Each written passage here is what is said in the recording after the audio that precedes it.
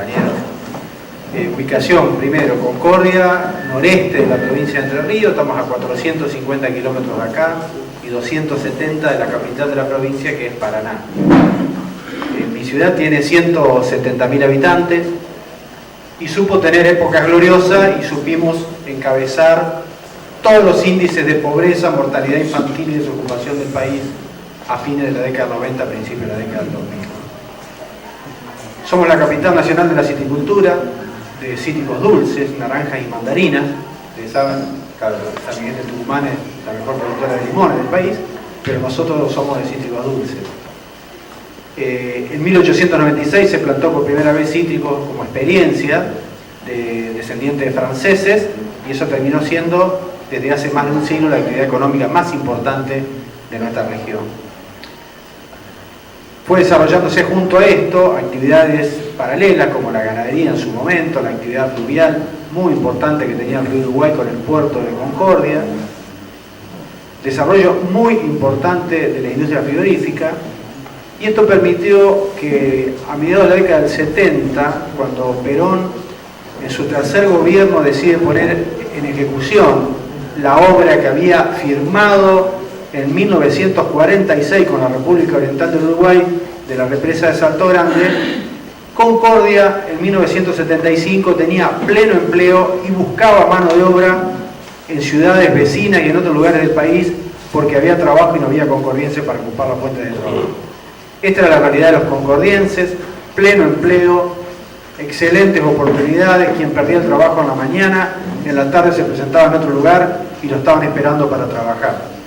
Esta es la realidad en la que a mí me tocó nacer y crecer en mi etapa de infante y adolescente, hasta que llegó la dictadura militar.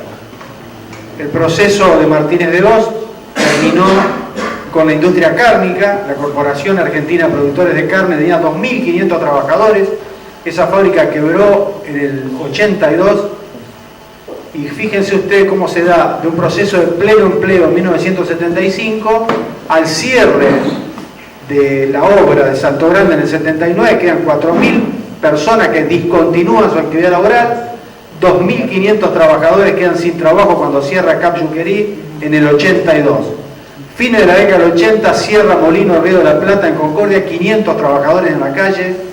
1992 cierra Ferrocarril General Urquiza, el nodo Concordia, 2.400 obreros en la calle, y en ese mismo periodo, casi concomitantemente, la empresa Pindapol, que era la productora más importante de frutos frescos, de cítricos dulces de la Argentina, con fábrica de jugos incluida, otros 2.500 obreros en la calle. Hacemos una suma rápida: más de 10.000 trabajadores en menos de una década se quedaron sin fuente de trabajo. A esto le sumamos que llega Menem en la década 90 y destruyó lo poco que quedaba de la economía real y formal de los concordienses. Esto hizo que en el 2001-2002 Concordia tuviera 80% de su población bajo la línea de pobreza y 28% de desocupación.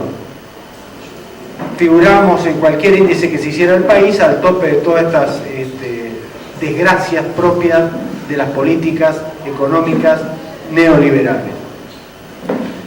A nosotros nos tocó esta gestión de gobierno, en la que yo formo parte desde el 2007, hacernos cargo de un gobierno que a nivel local nosotros éramos muy críticos, pero que venía recuperando, a partir de la macroeconomía, venía recuperando espacios de desarrollo de la mano de obra. Nuestra ciudad tiene muy poca mano de obra pública, dependemos fundamentalmente de la actividad privada. Cuando la economía formal, cuando la economía real, cuando la macroeconomía funciona, nuestra ciudad florece, y exactamente al revés: cuando al país le va mal, mi ciudad cae en los niveles más profundos de la pobreza. Nosotros nos planteamos, decía, en el 2007, pensar el desarrollo local desde la perspectiva de tres patas: el Estado, el sector privado y las organizaciones de la sociedad civil. Nos planteamos cuáles eran las cadenas de valor que tenía nuestra ciudad y cómo había que fortalecer y recomponer esas cadenas de valor para fortalecer el Producto Bruto y para generar empleabilidad. Nos pusimos a discutir con el sector citrícola que hoy es, en términos de cantidad de hectáreas, el 50% de lo que era a fines de la década del 70. Llegamos a tener 25.000 hectáreas de citro y tenemos 12.000. Si bien han cambiado los criterios de productividad, hoy existen nuevas tecnologías, nuevos sistemas productivos, alta densidad por hectárea, fertirriego, etcétera, lo que hace que pasamos de producir 20 toneladas por hectárea en las décadas pasadas a estar produciendo, algunos productores, no todos, pero los que están con mejores desarrollos tecnológicos, producir hasta 80 toneladas por hectárea, es decir, 4 veces más. Decía, empezamos a discutir con el sector la necesidad de este desarrollo y la incorporación de nuevas tecnologías para fortalecer esta actividad y generar una empleabilidad rápida como es la que genera la recolección de fruta y el empaque, que los compañeros del Alto Valle lo conocen con la pera y la manzana, porque además en el verano les mandamos muchos concordienses a cosechar. Van contingentes de concordienses, miles le diría, en algunos casos, a cosechar la pera y la manzana cuando en nuestra zona no hay zafra de frutas.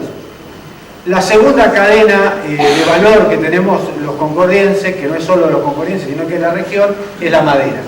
A mediados del siglo XX se empieza a plantar eucaliptus, se descubre que todo el macizo de la costa del río Uruguay son tierras excelentes para la producción del eucaliptus, que no es obviamente natural de nosotros, viene de Australia, pero que en nuestra zona se da muy bien, y hoy nosotros tenemos en nuestro departamento implantadas 60.000 hectáreas de eucaliptus y en la región 150.000. Pero ¿qué ocurría con el eucaliptus? Históricamente sirvió para la industria celulósica o para la tabla en las maderas de construcción. Y esto generaba obviamente poca empleabilidad. Ustedes, los que son grandes, se acordarán de la película Quebracho. Así funcionan los obrajes todavía en muchos obrajes del interior de la provincia de Entre Ríos. Como hace muy poco salió denunciado, por lo menos yo lo vi en página 12, cómo tenía reducido la servidumbre Echeverria a los peones en sus campos. Así funciona la mayoría de los obrajes de eucaliptus. A partir de la existencia del Renatea, esto va mejorando y el Estado se va metiendo cada vez más, pero mientras el Renatre estaba en manos del Momo Venegas, el negocio era del dueño del obraje con el Momo Venegas y los trabajadores viviendo en condiciones infrahumanas. Nosotros nos planteamos que debíamos hacer un abordaje a esta problemática e incorporarle valor a la actividad maderera. Y nos planteamos dos ejes. Uno es la industria del mueble y la otra la industria de la construcción de viviendas. Y la verdad que hemos avanzado mucho y estamos muy contentos con los logros alcanzados. Hemos firmado un convenio en el 2008 con el CONICET en un desarrollo de viviendas en eucaliptus. El modelo histórico que se trabaja es el modelo que tienen los canadienses, que ustedes podrán ver en cualquier película del cine de Hollywood. Las viviendas norteamericanas en su 90% son viviendas en madera. Nosotros esa tecnología la estamos transformando con la capacidad nuestra, el conocimiento nuestro y la cultura nuestra. Y el CONICET en esto, la verdad que es magnífico el trabajo que hace haciendo toda la transferencia del know-how a nuestros carpinteros. Para esto hemos desarrollado en un espacio propio de la municipalidad, hemos generado un espacio de incubadora de talleres de carpintería para que allí van desarrollándose todas estas nuevas tecnologías que nos van a permitir a nosotros en el corto plazo poder empezar a construir de manera masiva viviendas en madera de eucalipto. Para esto también hemos impulsado a nivel de la provincia una legislación que ya está aprobada, falta reglamentar, que el 10% de todos los planes que va a desarrollar el Instituto Provincial de la Vivienda deben ser con madera de eucalipto. De manera que vamos a tener las paredes de eucaliptus, las aberturas de eucaliptus, los pisos de eucaliptus, obviamente con todo el tratamiento que esto significa para no tener hongos, para no tener polillas, para que tengan alta durabilidad las viviendas. Las viviendas en eucaliptus o cualquier tipo de madera bien tratada tienen mejor vida útil que las viviendas en mampostería, inclusive mejor tratamiento térmico, porque son más cálidas en invierno y son más frescas en verano. Pero bueno, toda esta tecnología que hoy la estamos desarrollando en Concordia de la mano del CONICET, a su vez requiere de un cambio cultural de nuestro pueblo y de aceptar que estas posibilidades mejoran la calidad de vida de nuestros trabajadores porque le dan más empleabilidad, trabajo registrado con mejor remuneración.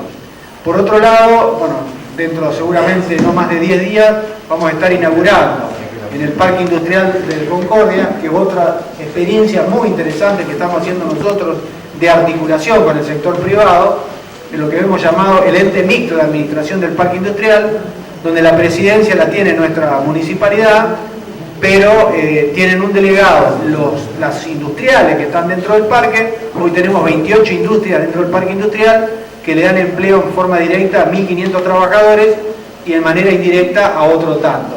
Y el tercer representante es de una organización de segundo grado representativa de todas las organizaciones empresarias de la ciudad de Concordia. Ahí se discuten las políticas industriales y ahí las vamos desarrollando. Les decía, en 10 días vamos a estar inaugurando una planta de producción de pellet de aserrín. El pellet es una energía renovable que surge del eucalipto. Son inversores de acá de Buenos Aires, gente que tienen fideicomisos en el negocio de la soja y que evidentemente le va muy bien y por suerte han decidido invertir en la zona nuestra, lo cual nos va a permitir mayor empleo y la utilización de un rezago como era el eucaliptus, que se quemaba y que por lo tanto generaba problemas ambientales. Hoy forma parte de la cadena productiva del aserradero, porque a ese aserrín lo están captando y se lo están vendiendo ya a esta empresa que va a producir pellet. Lo mismo, esta misma experiencia en el sector industrial de articular lo público con lo privado lo hemos hecho en el sector turístico. A partir del gobierno de Uribarri se ha planteado todo un desarrollo termal en la provincia de Entre Ríos y hay un corredor que empieza en Gualeguaychú y termina en el límite con Corrientes, en la ciudad de Chajarí, que yo sé que Gabriel Reyes va de vez en cuando para aquella zona, nunca me va a visitar a mí, pero no importa. Pero digo, tenemos todo un corredor termal y los concordienses tenemos 3 termas, 2 privadas y una pública.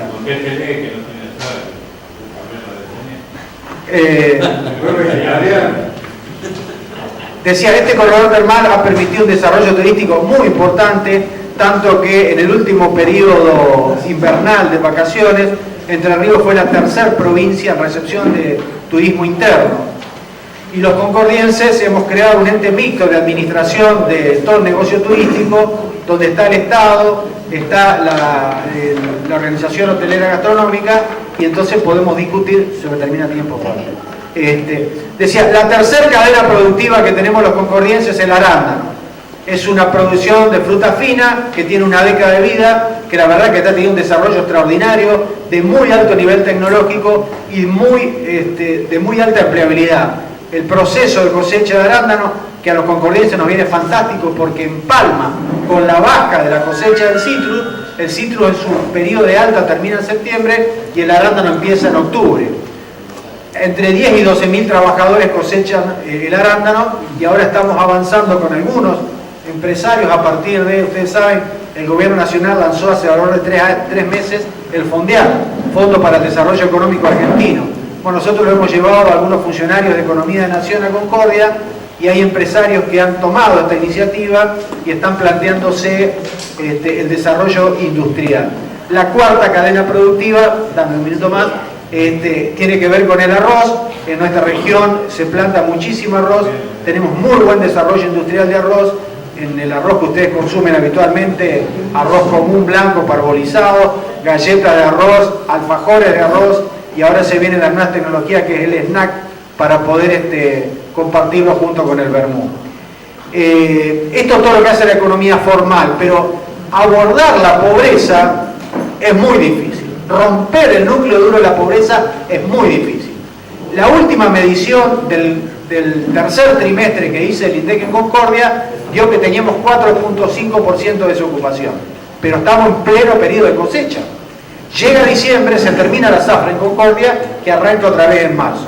En ese periodo nosotros tenemos un acuerdo con el Ministerio de Trabajo de Nación y bajamos en Concordia lo que se llama el programa Interzafra, que nos permite tener una ayuda económica para los trabajadores mientras dure ese periodo que los trabajadores, salvo los que van a trabajar a la Pera de la Manzana, pero los que quedan en Concordia que no tienen trabajo, tienen este pequeño recurso económico que hoy es de 1.500 pesos por mes, sirve solamente para garantizar la alimentación y no otra cosa, pero digo, es una ayuda del Ministerio de Trabajo.